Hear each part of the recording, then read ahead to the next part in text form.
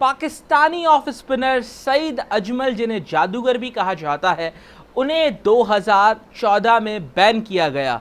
और आज ये वीडियो बनाने का मकसद ये है कि बहुत ज़्यादा इंडियन प्लेटफॉर्म्स या हमारे कुछ जो पाकिस्तानी सोशल मीडिया प्लेटफॉर्म्स को शायद इस बारे में हकीकत नहीं पता कि सईद अजमल को क्यों बैन किया गया। यहाँ पे इजीली एक बात की जाती है कि चकर थे, वो इल्लीगल बॉलिंग करते थे या उनका एक्शन दुरुस्त नहीं था, इसीलिए उनको बैन किया गया। बात अगर इल्लीगल एक्शन की है या वो ओवर 15 डिग्री, क्रिकेट की असना में स्पिनर हो या फास्ट बॉलर, उसको 15 डिग्री तक अलाउड है कि 15 डिग्री तक वो बेंड कर सकते हैं बॉलिंग कराते वक्त, उससे ज़्यादा नहीं करा सकते। तो सईद अजमल उसको क्रॉस करते थे और 43 डिग्री तक उनका जाता था एक्शन, या जब वो दूसरा करते थे तो 38 डिग्री तक जाता था। लेकिन ये क्या सिर्फ सईद अजमल की बात थी? मुताया मुरलीधरन, जो कि टेस्ट क्रिकेट में 800 विकेटें ले चुके हैं और वनडे में भी बड़े ज़बरदस्त बॉलर रहे अपने वक्त के, इनिशियली T20 भी उन्होंने बहुत खेली। तो मुताया मुरलीधरन कैसे बैन नहीं हुए? वो भी तो 40 डिग्री के करीब करते थे, उनका एक्शन भी तो फिर इल्लीगल था, उनका दूसरा भी तो इल्लीगल था।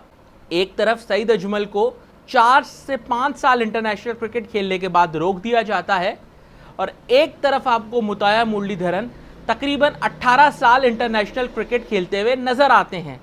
बात यह है कि मुरलीधरन का एक्शन भी सस्पेक्ट करार दिया गया था। मुरलीधरन का एक्शन 1998 में भी बैन किया गया और उसके बाद 2004 में भी इस एक्शन को रिपोर्ट किया गया। लेकिन मुताया मुरलीधरन को इसलिए रिलीफ मिली क्योंकि आईसीसी ने एक रूल मुतारिफ करवाया, मेडिकल टर्म्स और मेडिकल ग्राउंड। अगर आपके पास एक ऐसी इंजरी है या आपको कोई ऐसी प्रॉब्लम है कि जिसकी वजह से आप चाहकर भी अपने आर्म को उतना स्ट्रेटन नहीं कर सकते और आप 15 डिग्री क्रॉस करते हैं, तो आपको मेडिकल ग्राउंड्स पर क्रिकेट खेलना अलाउ होगा। यही सेम चीज़ सईद अजमल के साथ थी। उनका एक्सीडेंट हुआ था, उनकी हड्डी टूटी हुई थी एग्जैक्टली इस हाथ की, जिसकी वजह से उनका शोल्डर जो है वो डिसलोकेट हो जाता था अक्सर। तो शोल्डर से लेके उनका एल्बो का भी मसला था, जिसकी वजह से वो आर्म अपना उतना स्ट्रेटन अप नहीं कर सकते थे और वो 15 डिग्री क्रॉस करते थे। और इनिशियली जब तक मुताया मुरलीधरन खेल रहे थे, सईद अजमल को भी मेडिकल ग्राउंड्स पर इजाज़त दी हुई थी कि आप खेलें। तो सईद अजमल चेकिंग नहीं करते थे, उनको वही मेडिकल टर्म्स पे फैसिलिटेट किया गया था जिन पर मुताया मुरलीधरन को फैसिलिटेट करके उनकी 800 विकेटें करवाई गई टेस्ट क्रिकेट में, रिकॉर्ड कायम करवाया गया। तो उन्हीं ग्राउंड्स पर सईद अजमल खेल रहे थे। लेकिन मुताया मुरलीधरन की रिटायरमेंट के 2 साल बाद आईसीसी ने क्रैकडाउन स्टार्ट किया और सईद अजमल को बैन करने के लिए उन्होंने कहा कि अब हम ये जो मेडिकल टर्म है इसको ख़त्म कर रहे हैं, ये क्रिकेट में एग्जिस्ट नहीं करती। तो जो सईद अजमल बैठकर हर जगह पर कहते हैं ना कि मेरे साथ ज्यादती होती है या मुझे क्रिकेट नहीं खिलाई गई, तो उस पर उनका मजाक उड़ाया जाता है कि आप तो चक करते थे, आप तो गलत तरीके से बॉलिंग करते थे, आपका क्या कहने का राइट बनता है? तो उनका राइट बनता था, क्योंकि क्राइटेरिया सबके लिए एक ही होना चाहिए।